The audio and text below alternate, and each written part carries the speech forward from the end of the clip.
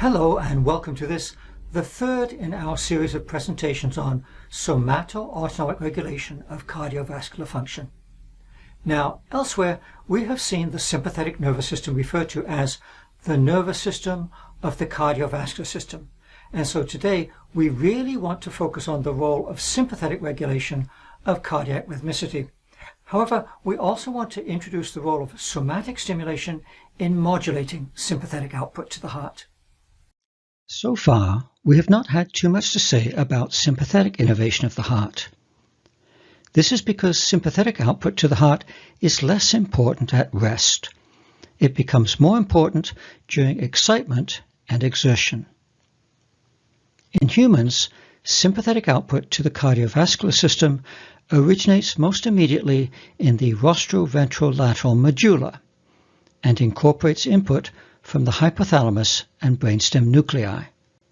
Specifically, parvocellular neurons of the paraventricular nucleus of the hypothalamus project both to the rostroventrolateral medulla and directly to spinal sympathetic preganglionic neurons.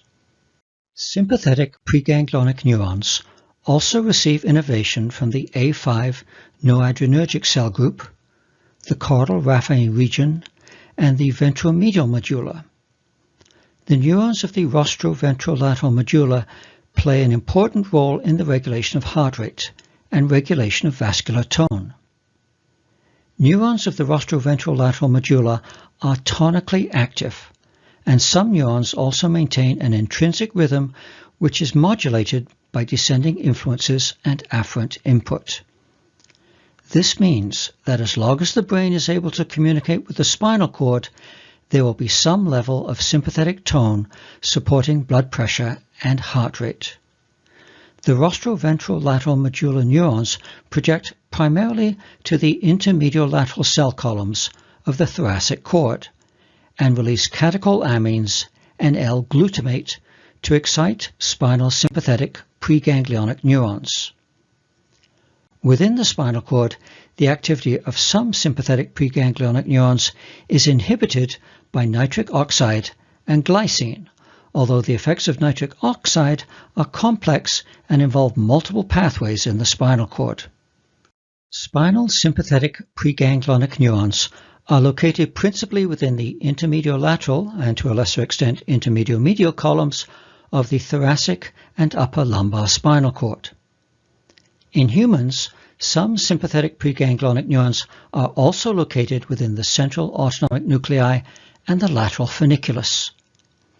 These various cell columns are largely absent from the cervical and lumbar enlargements, the levels of the spinal cord which provide motor innervation to the upper and lower limbs. This also means that afferent input from the upper and lower limbs has little, if any, opportunity to elicit spinally mediated autonomic reflexes. On the other hand, input from the torso and abdominal area does have the opportunity to elicit spinally mediated somato-autonomic reflexes. The cells of the spinal sympathetic nuclei are not uniformly distributed, but rather are arranged in nests along the length of the thoracic and upper lumbar cord. Axons from each cluster of SPNs exit the spinal cord mainly through the immediately adjacent nerve roots and so project to particular peripheral targets.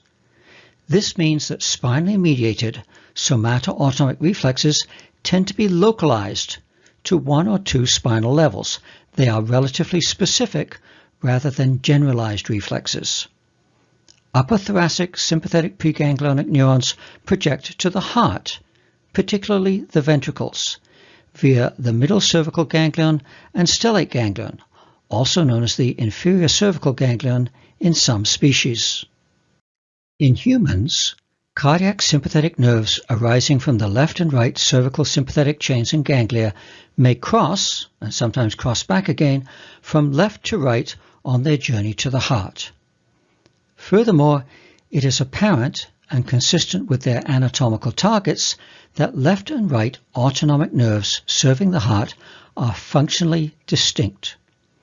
In particular, sympathetic fibers arising from the left stellate ganglion appear to have a greater influence on heart rate and heart rate variability, such that excessive activity of fibers from the left stellate ganglion or loss of modulating influences from the right stellate ganglion favor arrhythmogenesis.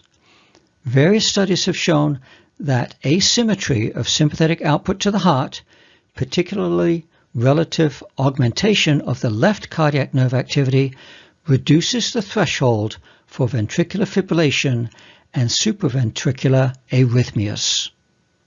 Within the heart, the sympathetic efferents innervate many targets. Human heart contains subtypes of alpha-1, alpha-2, beta-1, and beta-2 adrenergic receptors. Beta-adrenergic receptor subtypes are the more abundant, and within normal physiological limits, their stimulation generally results in increased heart rate and increased force of contraction. Although these receptors are found to be fairly evenly distributed throughout the atrium ventricles, the sinoatrial node is especially richly invested. Apart from the arrhythmogenic effects of excessive or imbalanced sympathetic output to the heart, excessive adrenergic stimulation may be directly damaging to the myocardium. Hence, both in the long and the short term, increases and decreases in adrenergic stimulation of the heart need not correspond directly to increases and decreases in heart rate. The effects may be much more complex. Quick quiz. Which of the following receptor types are found within the heart? In summary, at rest, heart rate is controlled predominantly by parasympathetic output via the vagus nerve. Parasympathetic output is entrained to respiratory rate. During exertion, however, sympathetic output to the sinoatrial node increases heart rate. Cardiac contractility is controlled by sympathetic output to the cardiomyocytes. Why does this matter? Well, chiropractors encounter patients with high or low blood pressure on a weekly basis. Furthermore, whether they know it or not, chiropractors treat patients with arrhythmias on a weekly basis.